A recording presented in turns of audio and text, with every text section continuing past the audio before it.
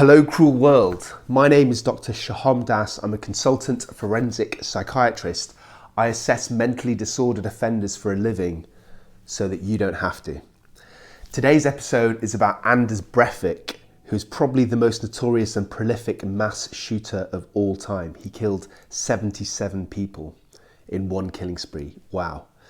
So this episode, it has me delving into some of his backgrounds, some of his personality traits, and some of his mental disorders to see if we can at least understand how these might have combined together and contributed towards his horrific actions.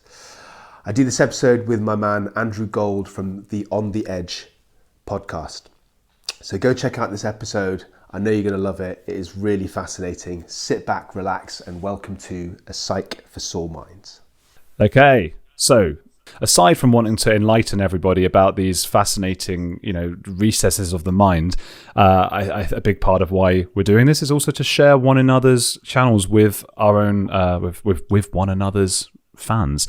So do check out Psych for Sore Minds on YouTube. Mine is On the Edge with Andrew Gold on YouTube or audio podcast app or wherever, where I talk to lots of different strange people. I'm a journalist with a background in the BBC, and that I interviewed strange and controversial people, a bit like Louis Theroux, but not as famous or handsome or successful. So we'll be talking about Anders Behring Breivik, who's changed his name, I didn't realise, to Fjortolf Hansen. He's now 42 years old. He's in prison, serving time for far-right domestic terrorism. Most of you will know of him and remember the 2011 Norway attacks when he killed 8 people in a bomb in a cargo van in Oslo, as well as 69 teenagers at a summer camp, the most fatalities by a single gunman ever. On the day of the attacks, he emailed a compendium of texts on European independence out into the world, and he called for the deportation of all Muslims from the continent. Once arrested, a psychiatric team diagnosed Breivik with paranoid schizophrenia, but after this initial finding was criticised, a second evaluation concluded that he was not psychotic during the attacks, but did have narcissistic personality disorder and antisocial personality disorder. Convicted of mass murder, causing a fatal explosion and terrorism. But those are 3 different things. Yes, mass murder, causing a fatal explosion, and terrorism. He was found sane and guilty of murdering 77 people. What do you think was going on there? I think because that's quite an interesting one, that he was initially told, that he had some sort of insanity, and then that was criticised and that was changed. So what really went on there? That's a very interesting point. It's also quite controversial because it doesn't make sense that a diagnosis changes with political pressure. So either one of 2 things has happened. Either they got it wrong the first time, which I think is probably more likely, or they got it right but actually literally changed their reports or changed their opinions, which, regardless of what you think of Breivik, the actual man, it doesn't make the system objective or fair if that's what happened. So would it be helpful to maybe go through those diagnoses and explain them and the differences? Yeah. So let's start with paranoid schizophrenia. I'm sure all of your viewers would have heard the phrase. So schizophrenia is a tendency to have periods of psychosis. And psychosis is stepping outside of reality. Usually that's in the form of one of two symptoms. So either hallucinations, most commonly hearing voices, or delusions, which are a sort of fixed, unshakable, untrue beliefs that don't come from an understandable source. The reason I added that caveat in the end is that, for example, religious extremism within a community does come from an understandable source, but Breivik's extremism, his far right views, didn't come from. It wasn't sort of cultivated or cultured from his upbringing and his background. So what it boils down to was he out of touch of reality? Like, did he know what he was doing at the time? And I think he probably did, because to me, this does scream of narcissism. Everything about him screams of narcissism. So he believed that Europe needed to be saved from Islam, from terrorism, from radical Islam, I should say. And he believed that it was justified to be solved with violence. But, and this is the crux of the matter, what he did didn't really make sense. He didn't attack Muslims, or he didn't attack... I think he vaguely attacked people that supported some of the socialist ideas, but there's no sensible reason for him to attack the people that he attacked. I think he just did it all for attention. And there were other odd things about him. So, for example, when he went to court, he wore a uniform and he wore medals on his uniform that weren't his. He didn't earn these medals. It was because he, in his own mind, saw himself as being this very special, very talented, very blessed person. Yeah. He even called himself commander. So he named himself, he referred to himself as the commander of a resistance movement. So all of this screams to me, not somebody who's out of touch of reality, but rather somebody who just loves himself. Like it's all about his ego. It's all about attention. And I think sense of self-worth. Absolutely, yeah. So grandiosity, which is exactly what you just said. And even the fact that he picked this particular cause at that time that was really popular, and there's a lot of political debate going on. So I think it's all about attention rather than truly about, ending what he believed was terrorism in Europe. But why the Muslim stuff? And yeah, that you raise a really fascinating point, and one that I suppose maybe we thought about at the time, and then that's, I sort of forgot about that because it's just, I know what he did on that island with all those kids, and it's just, he could quite simply have gone to a mosque and killed loads of people there. Do you think he thought he'd get more attention with the island because it's just such a strange and random thing to do? Yeah, I think so. I think to him it felt like the least amount of effort with the highest degree of potential success to get the maximum amount of attention. Yeah. Man, it's really horrific. Okay, so that's schizophrenia, was it, right? And so I just, on schizophrenia, it's such a hard one, isn't it? Because so at what point do you say, okay, somebody is just mad? Because these are mad ideas. These are, okay, an inflated sense of self-worth or grandiosity, but this is madness, what he did. So how can we say, okay, this isn't schizophrenia because it just is consistent? So the first thing I should say is that the vast majority of people that have schizophrenia are not violent, and I don't want to sort of add to the stigma that's attached between mental illness and offending. It's just that I happen to work in that area in forensic psychiatry, so the patients that I see are exactly that. They're at that crossroads. But to answer your question, it's not actually really about the diagnosis. It's about whether they were criminally culpable at the time. So with something like schizophrenia, some people can have very intense short-term symptoms, and some people can have long-term chronic paranoid ideas that have been there for years. So it's not even about the actual idea, it's about what they were thinking at the time. So to boil it down to its very basics, if Breivik believed that if he knew what he was doing was wrong, when I'm talking about the insanity defense here, or the legal term for insanity, if he knew what he was doing was wrong, then by definition, he's not legally insane. So he might feel really justified, and he might feel that he's making a point, that he's getting an attention. He might even believe that certain segments of society would applaud him, but he still knew he was breaking the law. Versus, for example, somebody with schizophrenia. So I've seen other cases of one that pops into my mind of a mother kind of killing her child. Another case of a young girl who killed her little nephew. It's different because at the time they believed they had to do that. So the mother killing her child believed that the child was possessed by, was hearing the voice of Satan and had to kill the child to stop them going to hell. For the 18-year-old girl that I assessed, she believed that this boy was covered in demons and that she had to get rid of these demons. So do you see the difference? They actually thought what they were doing was legally and morally, legally right, because they thought they had no other options. So it all boils down to that. Did they know what they were doing? And if so, did they know that it was legally acceptable or not? Yeah, that's it. So what did Breivik actually do? He went to this summer camp, right? Who were these summer camp people? Was it a Christian one? I can't actually remember the name of the society off the top of my head, but excuse me. But I think it was affiliated with a political party, who he saw as very liberal. Oh man, how terrifying! So he just went around and he had just a big gun and was just shooting everyone. The kids were on the phone to their parents, weren't they? And they were getting hiding in places. Really horrific. When you deal with things like this, obviously this is a particular standout case that's different to anything else, I suppose, but do you find yourself getting emotionally involved, or has it gotten to the point where you've worked with people for so long that it's just another day's work? I think it's more the latter. It would be exceptional to see somebody that's carried out that many killings. I think in terms of patients that I've personally assessed, the most I've ever seen is a man who killed 3 of his ex-partners. So 77 victims is huge compared to that. So generally speaking, I think I'm a bit emotionally detached. I think you have to be, and when you see these cases over and over again, I might see 2 or 3 in a typical week. I've been doing that for 10 years. Then you become inured. But to be honest with you, I think I've always had a bit of a detached sense, and a bit of, just in my personality, maybe I'm a bit psychopathic. I've always been a little bit detached from the cases anyway. Yeah, we touched on that on your episode on my podcast a few weeks ago, actually, didn't we? That slightly psychopathic nature that maybe some doctors have to have. I suppose 77 people is no different to 1 in terms of the empathy of, in terms of the squeamishness. For example, if I had to be a doctor and go in for one day, if I saw one person who was just seeing a dead, I don't think I've ever seen a dead person.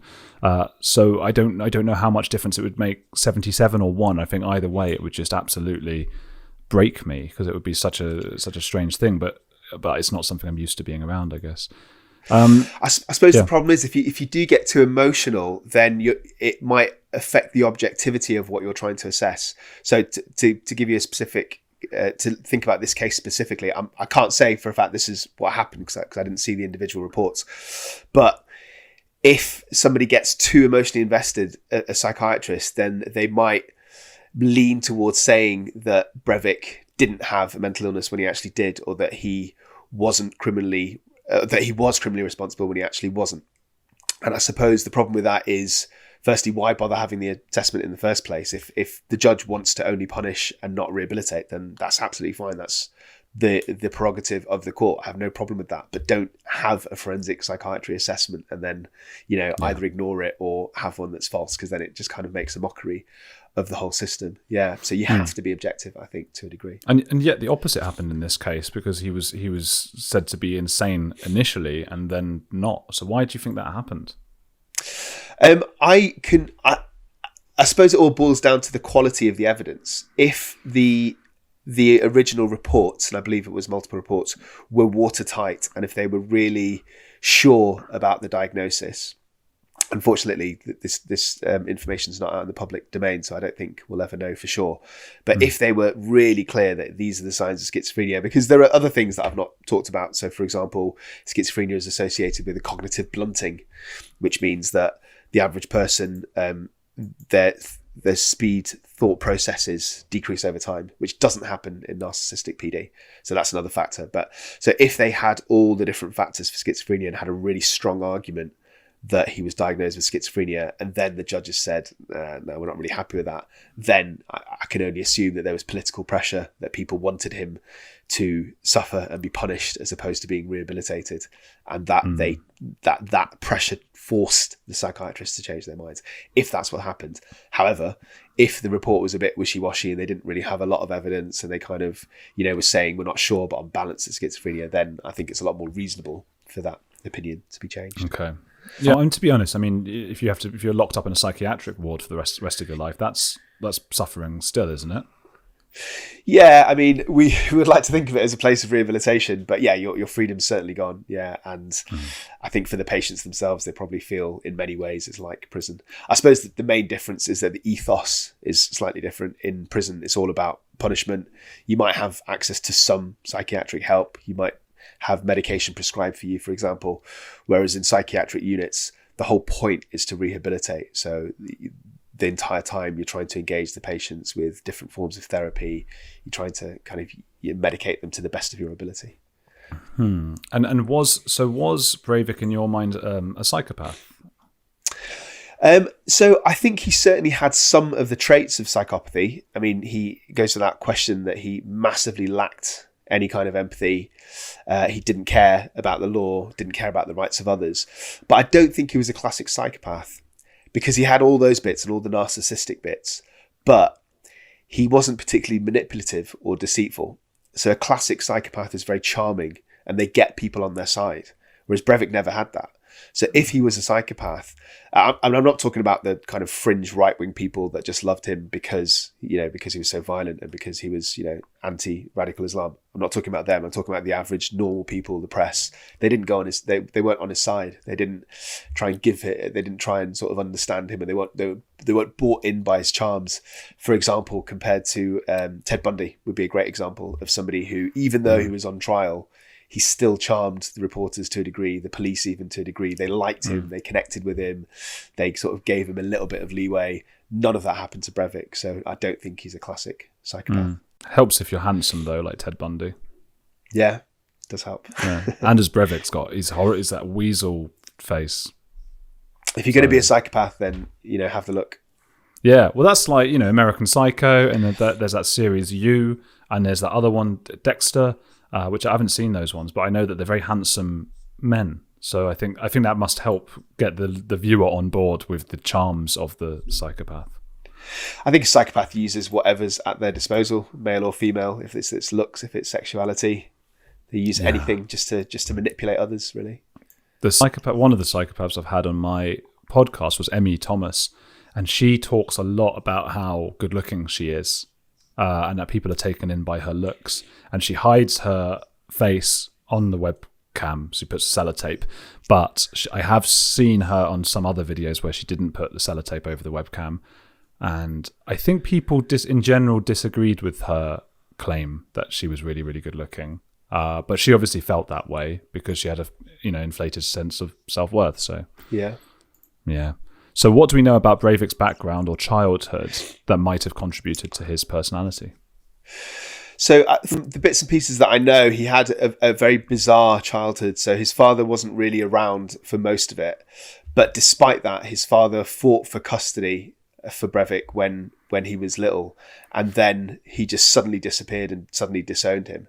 So on the one hand, you got this father who kind of pretends to care and then disappears out of the blue, and then his mother used to pamper him until he basically carried out his atrocities. So to me, this really must have messed with his sense of who he is, his identity. So when you form your boundaries, it's all about your feedback from your parents. So a good parent will show you emotion, show you warmth, but also tell you off when you're doing something wrong. That's just what everybody expects. You need this kind of feedback. So I think what happened with Breivik is that he struggled to have this feedback.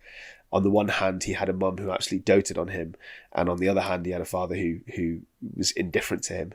So I think he probably had really messed up kind of polarized self-images. So on part of him felt worthless and shameless, I think, whereas another big part of him felt grandiose. So I think he pushed everything. He put all his emotional eggs in the basket of feeling grandiose, and he had this massive inferiority complex of actually feeling worthless and shameful. Yeah. And also the other thing that I think is not really about his childhood, but that kind of ties into it all, was his actual ideology was really mixed up. So obviously his main ethos was this anti-radical Islam, anti-terrorism, but he also identified, according to his sort of rambling writings, with the Freemasons, with Hindu nationalism. So that just, to me, it shows somebody who's just very confused. He doesn't have one set of beliefs. He has lots and lots of different sets of beliefs. Just very, very messed up psychologically. Yeah. That sort of smothering mother is a common theme. Again, I'm thinking of the movies because that's all I know. I don't have real life experience, but of course the original, Psycho was about a mother, a smothering mother, and then there's Pink Floyd's The Wall is all about that as well. And I wonder if that's a strange trope, isn't it? It's a strange, funny thing, and it sort of seems to screw up. At least in movies, it screws up boys. And did he feel maybe emasculated? Do you think, like his father didn't want, the boys don't want anything to do with you, but mummy's here. Do you think that's part of it? Yeah, absolutely. So I think he felt rejected by his father, and he internalized that.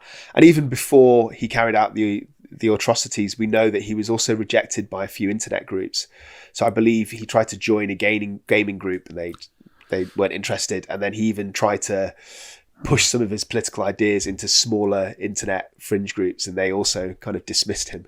So I think it's all connected, everything from this inferiority complex to his dad rejecting him, to his mother being overly sympathetic, to building up his ego, to then being rejected. I think it's all kind of connected. Wow. Did he ever do anything before? Because it's quite a leap to go from nothing to blowing up a van and then killing 70 people. Yeah, that's a good question. As to my knowledge, he certainly didn't commit any serious violence. But you're right, that is a big leap. And that's another reason why I don't think he's a classic psychopath, because psychopaths generally offend repeatedly over a very long period of time. And it might escalate. Sometimes they get caught, sometimes they don't. But their whole outlook is about manipulating people right from a young age. And that doesn't seem to be the picture with Breivik. Yeah, they often start with like animals and things like that, and they move on to, people. Just the thought of, and it's something to remember when we talk about these things. There's so many true crime podcasts and stuff that do this, every week. And we obviously, I often wonder, why do people listen to them? Why are we so interested? And I guess we're titillated, and I wonder if it's a sense of there, but for the grace of God go I, on both sides. Could I be a murderer? We watch enough movies, or could I be murdered? And both are very scary thoughts to us. What I think it's important for us to remember, I suppose, is that people really lost their lives, didn't they? And we talk about, and to imagine the scenes is just extraordinary. I can't even begin to picture it, like him wandering around this island and just shooting people. I can't get my head to that place. I don't know. I mean, do you think we've all got that in us, or do you have to be? There's something different in the brain. I think both, actually. I think that when I look at, somebody once told me this analogy, and it's like a lock, like a bicycle lock. Everybody's got the potential to commit horrific kind of violence, including murder, but the lock has to click in a certain combination for everybody. And there might be several different factors, and it might be things that we've talked about. So it might be harsh parenting or oversympathetic parenting. It might be witnessing domestic violence. Could be poverty, could be being bullied, could be being provoked, could be drugs and alcohol. So there's so many different factors. So I think all of us potentially, if we had those factors placed on us, could eventually have all the parts of the lock clicked so that we could do that. Yeah. But there's so many different things that it only happens to a very, very small proportion. And I think we have to remember that. And it's easy to sensationalize these things, and these cases are fascinating. I'm interested, as are you, but they are exceptionally rare as well. So the vast majority of people that go through these experiences won't have all of those factors clicking in at the right way at the right time. I always think about that, how rare it is, and that amazes me, because there are just so many people. We can't even imagine how many people there are just in the UK, for example. It's a stupid number. What was it, 70 million? It's a ridiculous number. You can't even get your head around that. So you just think, when I'm driving on the motorway, I'm always thinking, like, how is it possible? Why are there not people who are just nuts and are just going, I'm just going to smash into him for fun? It just doesn't happen. I think there must be more nuts people. Why aren't there more people bashing into me?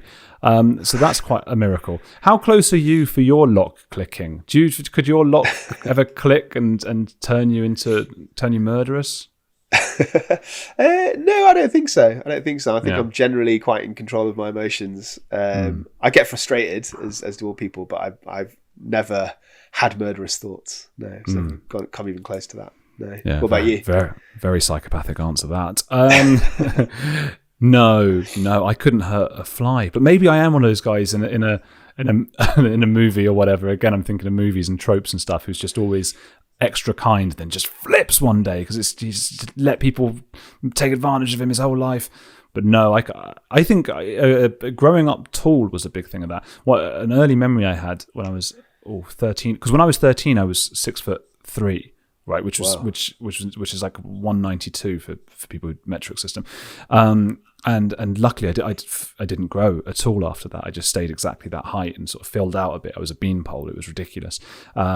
But yeah, grew very, very early. And I always remember going to my first dance. I went to this dance somewhere, and I remember opening the door, and these two girls looked up, and they sort of mock screamed like "ah" at me. And obviously, it just stuck with me, that story.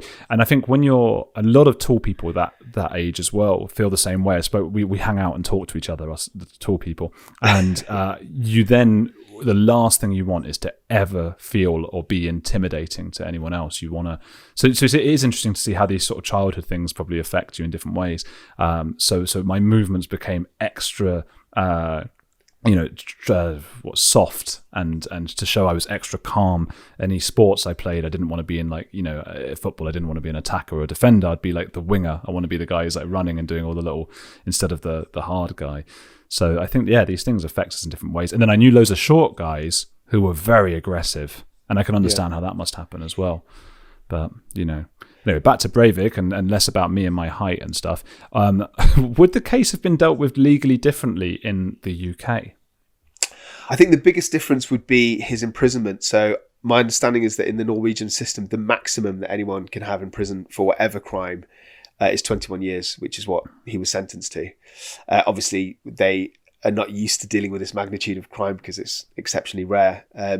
Whereas in the UK, he almost certainly would have been given a whole life tariff. So he would have been there for the rest of his life. He would have died in prison. Yeah. Oh man, is there a chance of him really actually getting out and doing whatever he might do again? I think as far as I'm aware, legally they have to release him after his time's up. There's no actual legal recourse. I don't know enough about the Norwegian system, but I assume that there'll be a very, very high level of support and observation. So he'd probably be discharged into like a hostel where he would have like workers. Presume you told me he's already changed his name. I think his identity will be hidden. My understanding is there's no legal recourse to stop him doing what he wants to do. So he can leave the hostel whenever he wants, and he can walk around and he will be a free man. Yeah, man, he can't hide his identity though, because he's probably the most famous person in Norway. Yeah, that's true.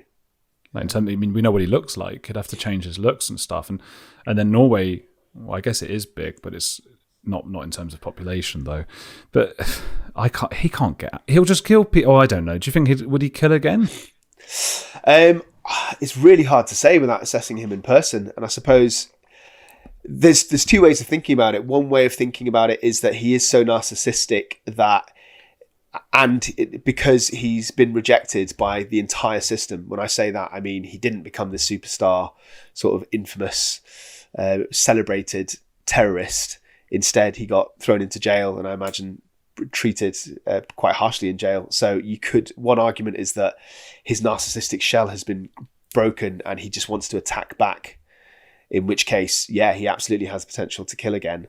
And I suppose the other potential is that over time, despite this huge narcissism, he will have learnt that he didn't get what he wanted. So it could go either way. There's two very strong psychological reactions.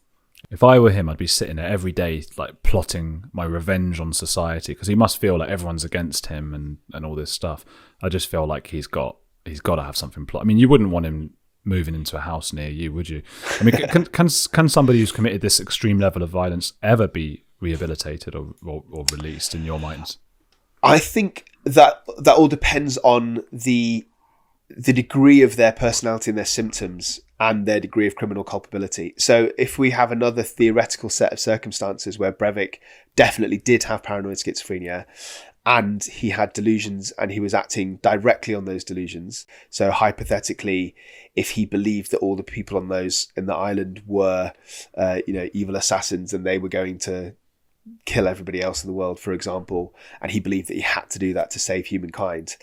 So that definitely didn't happen, just to be clear, but I'm saying hypothetically if that did, and if that was caused by schizophrenia, then he could be treated to the degree that those symptoms completely assuage. So his risk could be massively minimized.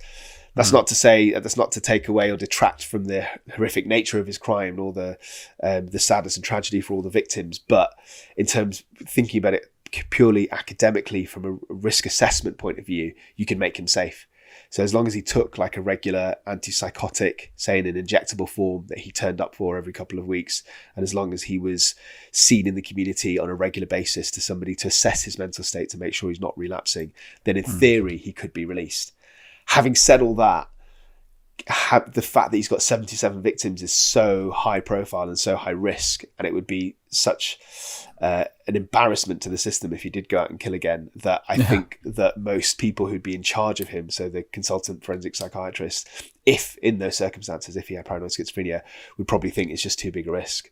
So he probably would be never discharged from hospital, but maybe he'd go to like a low secure unit, so he'd have a lot of the freedoms and maybe have, for example, escorted leave with nurses as opposed to unescorted leave. So it kind of depends on how much of a risk the consultant wants to take. It's such a tough one because I think so many of us, especially liberal-minded people among us, we like to think of, oh, hey, we rehabilitate people. We don't lock them up for life. But when you've killed 77 people, if that person were to go out and kill someone else, and you have to think about those victims, you've got to think, if you're a liberal-minded person, you've got to think about the victims as well, the potential victims in the future. You've got to think about the families of the first victims as well. And as you were saying before, do you want revenge or do you want to rehabilitate? There's so many things to think about. I hope that people found that fascinating and interesting. It's obviously quite a short one, but obviously if you want to know more about the mind, go to A Psych for Sore Minds, where you'll get all these lovely videos about the mind and true crime stuff. And otherwise, if you're on that channel now, then come to mine, On the Edge with Andrew Gold, and you'll just get to hear me rambling about nonsense as I tend to do. But join us on the next one, which is going to be about Swedish twins, Sabina and Ursula Eriksson. What should people join us on that one, Sean? Yeah, I think this is not quite as gruesome, at least in terms of the victims, as Anders Breivik, but in terms of just the psychiatry behind it, extremely unusual. One of the rarest presentations I think there's ever happened in the world. Oh, fantastic. I'm looking forward to that one. Thank you for joining us on this one. Do get in touch with both of us. We love hearing from you guys. And join us on the next one. Thank you for having me on, Andrew. Absolute pleasure.